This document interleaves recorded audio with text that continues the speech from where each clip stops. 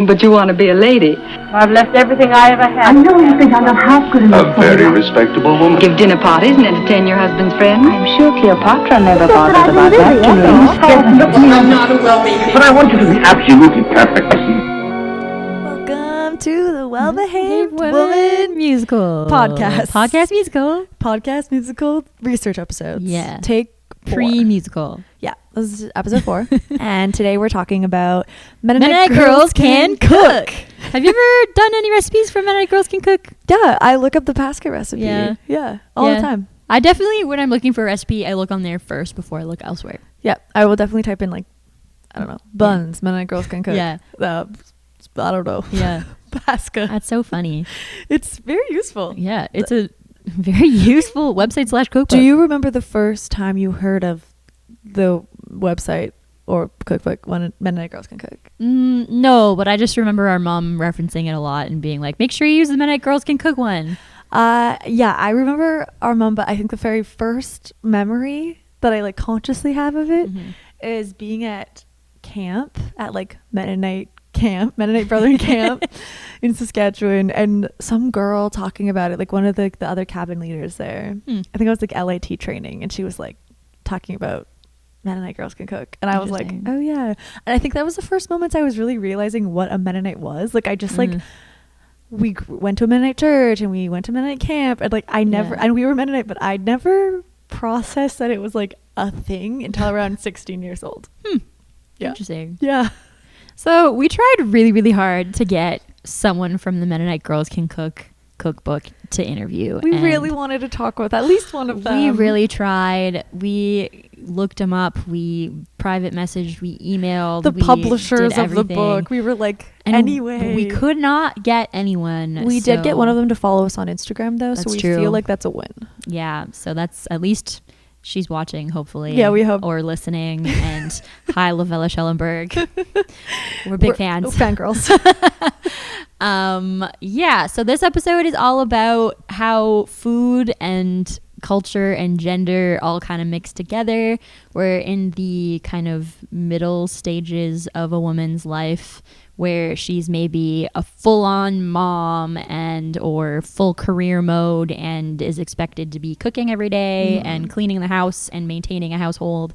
While also, like doing everything. Yeah, like being a super mom of some kind. Yeah, just like all of those expectations in that era.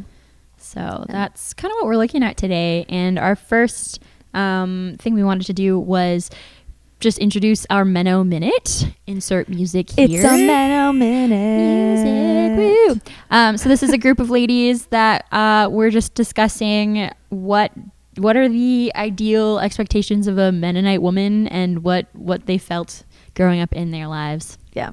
What, in your opinion, is a Mennonite woman?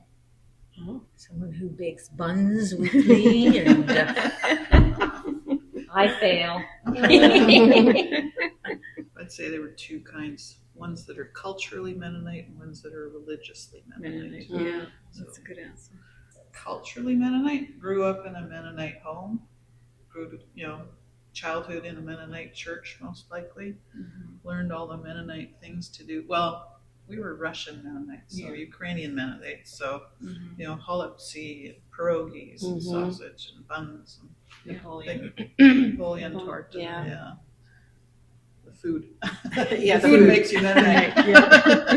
Well, growing up, I think what I envisioned a Mennonite woman was very different. It was like Saturday morning, you bake buns and the house gets cleaned because you have FOSPA and people coming over for Sunday. And it was just, I knew my role growing up. It was like, you don't go anywhere on Saturdays until that house is spotless.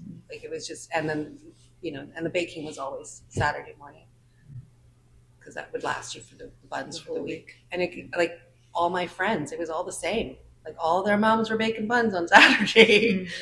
And then you got plots to go with that too. And yeah. So we talked to Marlene again, who is our resident expert on all things Mennonite women. Wealth of knowledge. And so she has written chapters and taught on culture and food and Mennonite women and how that affects women. and she just had gender roles and yeah, cooking and she had culture. some really good things to say. She like did a whole bunch of research on this topic, so. And looking at different cultures. So Mhm. like looking at like Indian Mennonite culture versus like a what Canadian a typical Mennonite culture. dish is in Canada versus a typical Mennonite dish in Ethiopia or India. Yeah. So Yeah. she has really good things to say. Yeah. So we'll give it a Here listen. she is. My most recent book was about Mennonites and food. It was called Eating Like a Mennonite. Oh, perfect. And it kind of brought all my my food research together. And I have a chapter on gender, on women and food in there. I made a lot of fun of Mennonite Girls Can Cook when it came out because the title just, it's this essentialism, like all Mennonite girls can cook. And I don't think they were being ironic either. That was very catchy.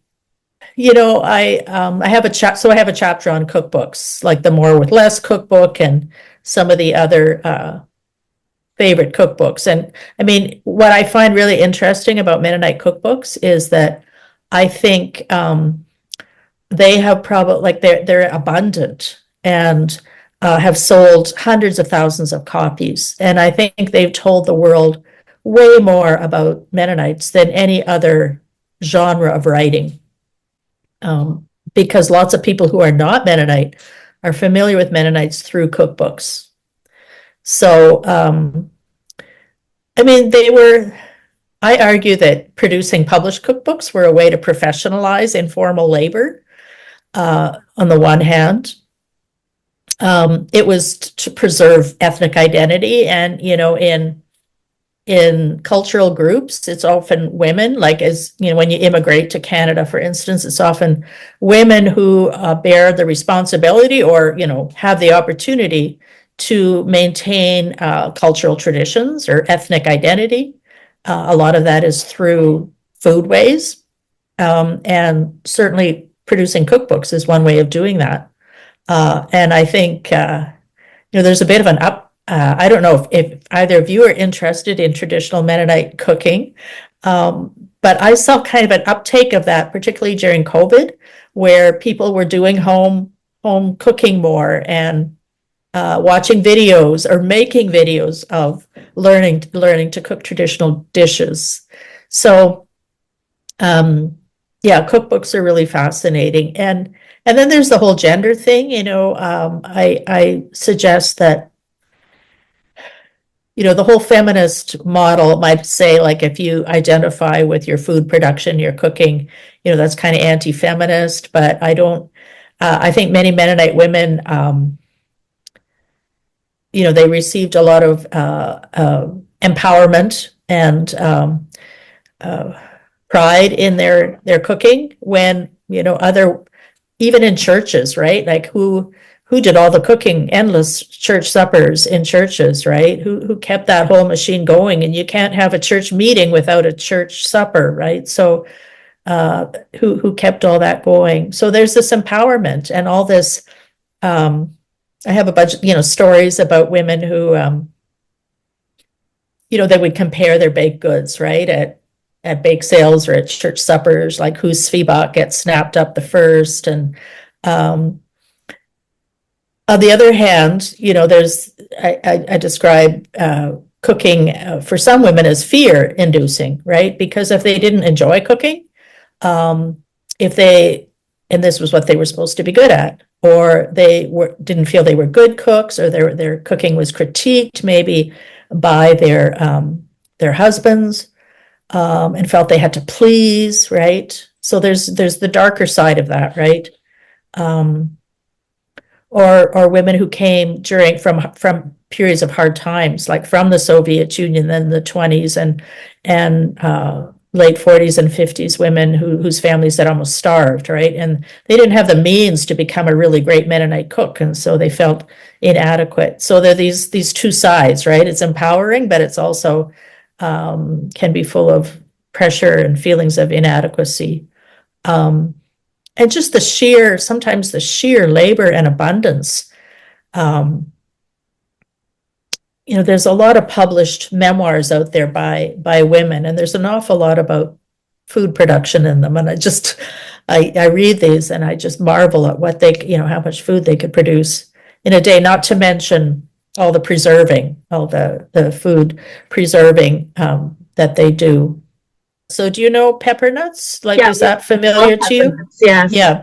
So that's kind of the Mennonite thing to do at Christmas, and it's the only thing I do because I used to make them for my university classes, and they were easy thing to bring, and then there was lots to distribute, right? Part of my interest in Mennonite women and food took me to India and Congo, where there are large populations of Mennonites. So in India, I was asking them, of course, they don't make pepper nuts, but, do you have specialty foods at Christmas time? Because they're living as a minority in a largely Hindu culture. And so they introduced me to anarsa, which is, it's kind of like a fritter, a deep fried fritter, but not quite porzelcha. It's made of rice flour, and it's a very labor intensive thing. That's why they only make it at Christmas. So they sent me a recipe for it. I've never made it because it just seems like way too much work, and I probably would fail. So, but I kind of compared those, even though they're Mennonite women from very different cultures. I was trying to find commonality through food, right? Even though they were different foods, what was the meaning of food for them? And whether you're making pepper nuts or whether you're making anarsa, this is a way to it was a food ritual. It's a way to mark a religious ritual in your church. When, face it, Mennonites, we've gotten rid of all the good rituals from church life. There's a plainness, which was part of early Anabaptism, to get rid of all the ritual. But all the world religions have food-related rituals, right? Even Catholicism more so, and evangelical Protestants, don't have much at all. So I think we kind of create these rituals, and women are at the core of that. Next up on the pod is Karen Theissen, a lovely lady from my church, Peace Church of 52nd, that my husband is a pastor at and I attend. Yes, here is her. She's just going to discuss what it felt like growing up as a Mennonite woman and expectations on her as a woman. I think Mennonite women nowadays, are able to make decisions for themselves, live lives that are purposeful, no matter if they have children or married. Or when I was young, it was mostly men, it was only men in leadership roles, men pastors, men in the council, men as deacons, men as everything in the church leadership. Women could be the Sunday school teachers and, do the potlucks and that kind of stuff. So there definitely was that role, and women really weren't allowed to. I felt they probably could speak at annual meetings, but it didn't feel like the women did say very much. They probably said a lot to their husbands, and the husbands got up and voiced their opinions, but you didn't hear women speak their opinions until quite a bit later. So that's as I was growing up. When I got into my 20s, then women became a little bit more able to voice their opinions. But certainly when I was younger, my parents did not expect my sister and I to go to university or college or any of that, because we were just gonna get married and have kids. And I changed that. I went to college, and I didn't get married until very late. But because I was single for a long time, I had to make my own way. So certainly my younger days, I always thought I was going to get married and have kids and have lots of kids and be there for my kids. But that didn't happen. I had to kind of change my thinking about that. And what I went into was working in mental health with families who have children that are preschool children that are getting kicked out of daycares and preschools and having huge difficulty in the community. And often I have thought later on, well, maybe I would not have been able to put so much of myself into that role if I had had my own children. I gave a lot to the kids. So we talked about trying to get the Mennonite Girls Can Cook ladies on the podcast for an interview. Yes. But we discovered along the way that apparently someone had attempted in the past to write a Mennonite Girls Can Cook musical. Like about them and the creation of this I cookbook. guess they weren't so pleased with it. So that might be one of the reasons why we couldn't get any of them. They might be wary of a project like that again. But we think it's so cool that someone had created something like that and even attempted. But what was also cool is along our project, through a person to a person to a person, we got in contact with these two women who were part of a group of 3 women who created a Mennonite women musical production. It wasn't a musical, but they called it a composition. Yeah, a composition. It was like a performance of reading and music and like this beautiful poetry and creation of like maybe even dance. Conglomerate of arts and storytelling about a woman's experience, a Mennonite woman's experience. And they did that in the 90s. Yeah, they did in the 90s, and it was really cool. We got to talk with them about it. So it was Carol Ann Weaver and Carol Penner. Yeah. Were the 2 we got to talk to. And they're out in Waterloo. Yeah. And they did this all in the 90s.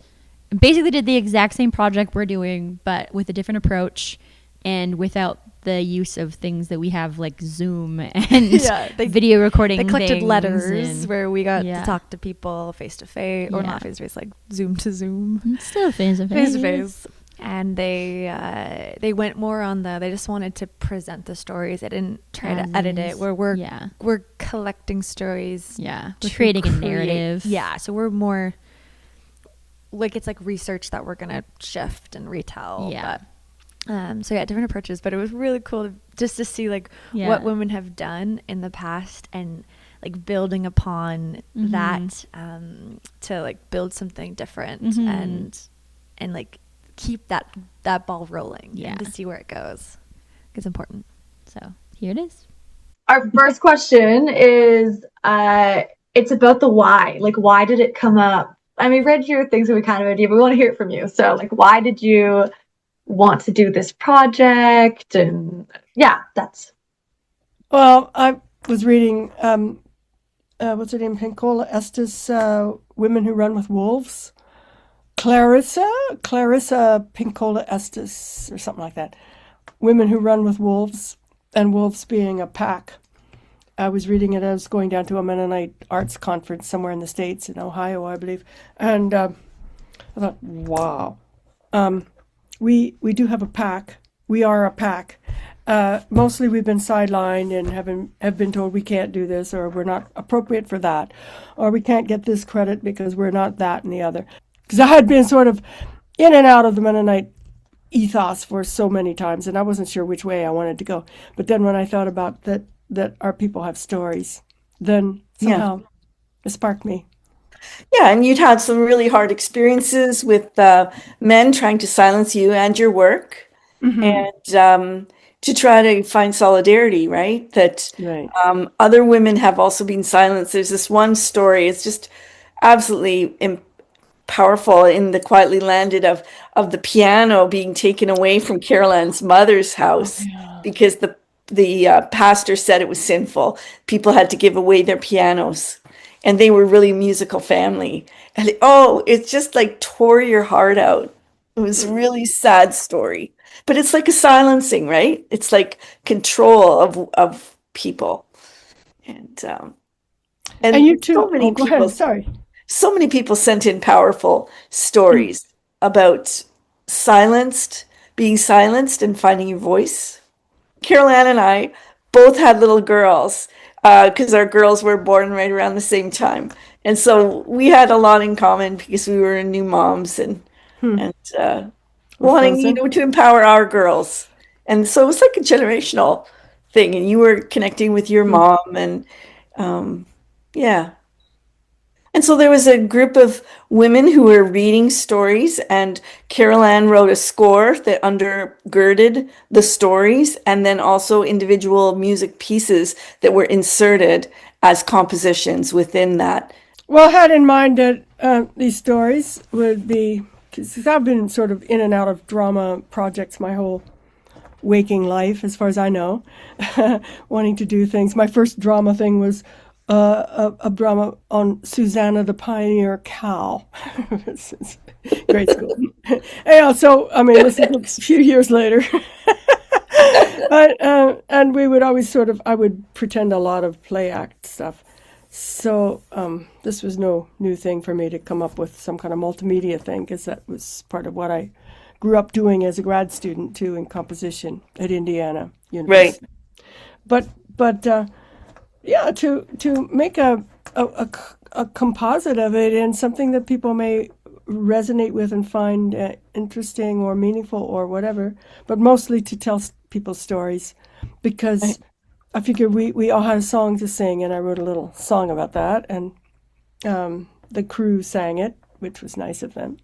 Yeah, like it was going to be premiered at this women's arts conference, and so that was quite a rush to do that in front of a whole bunch of people. I think we got a very good response from people, very powerful people coming up to us and saying so many thank yous to that. It just sparked a lot of ideas in people about telling their own stories. Actually,